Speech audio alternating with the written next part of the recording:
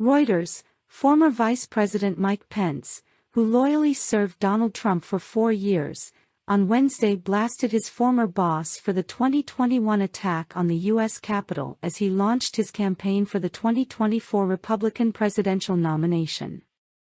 Pence issued his most forceful condemnation to date of Trump's role in the attack of January 6, 2021, when the then-president's supporters stormed the U.S. Congress to try to stop lawmakers from certifying Democrat Joe Biden's election victory.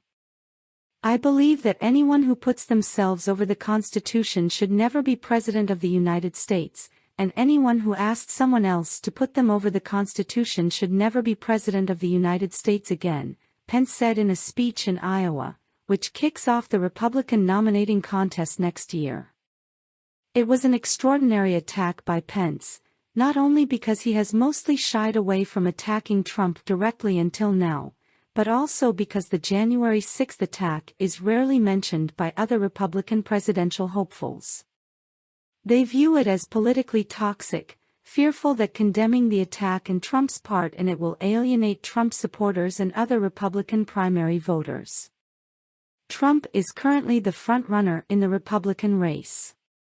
Pence is placing a high-risk bet that voters in the nominating contest will reward him for backing the Constitution, rather than Trump. Pence said Trump's actions on that day endangered my family and everyone at the Capitol. During Trump's tumultuous 4 years in the White House, Pence repeatedly defended him through multiple scandals. But he incurred the wrath of Trump and his supporters when, as ceremonial president of the Senate, he refused to stop the certification of Biden's victory. Pence, who turns 64 on Wednesday, joins a crowded nominating contest that is currently a two-man race between frontrunner Trump and Florida Governor Ron DeSantis. Former New Jersey Governor Chris Christie and North Dakota Governor Doug Burgum also announced candidacies this week, raising the number of Republican White House hopefuls into double digits. It is extremely rare for a vice president to run against a president he served under, and it has happened just a handful of times in U.S. history. Pence enters the Republican primary with a mountain to climb, polling at just 5% and trailing Trump by 44 percentage points, according to a Reuters Ipsos opinion poll in May. Pence said on Wednesday he had no constitutional authority to meddle with the election results and that Trump had been wrong. In Twitter posts on January 6, Trump accused Pence of cowardice. Trump supporters stormed the Capitol during the certification process, forcing Pence, family members, lawmakers, and staff to flee to safety. Some rioters chanted for Pence to be hanged. The American people deserve to know that on that day, President Trump also demanded that I choose between him and the Constitution. Now voters will be faced with the same choice. "I chose the Constitution and I always will," he said. Pence will follow his announcement with a CNN town hall event Wednesday evening. The growing number of candidates could clear the way for a Trump victory, because they risk splintering the anti-Trump vote, letting the former president clinch the nomination like he did in similar circumstances in 2016, party members and strategists said. Pence, a conservative Christian, will focus much of his campaigning on Iowa.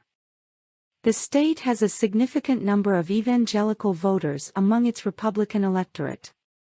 Pence hopes a strong showing in the state will give him momentum and propel him into contention. Abortion, Ukraine. In his Iowa speech, Pence accused Trump of treating abortion as an inconvenience. As president, Trump appointed conservative U.S. Supreme Court justices who helped end the national right to abortion last year. Donald Trump and others in this race are retreating from the cause of the unborn, Pence said. Trump has declined to back a federal law restricting abortion rights, saying the issue should be left to individual states. Pence backs Congress passing a law enshrining abortion restrictions nationally. Pence also took a swipe at DeSantis, a leading contender for the nomination, for saying that Russia's invasion of Ukraine was a territorial dispute, a remark DeSantis later walked back. "I know the difference between a territorial dispute and a war of aggression," Pence said.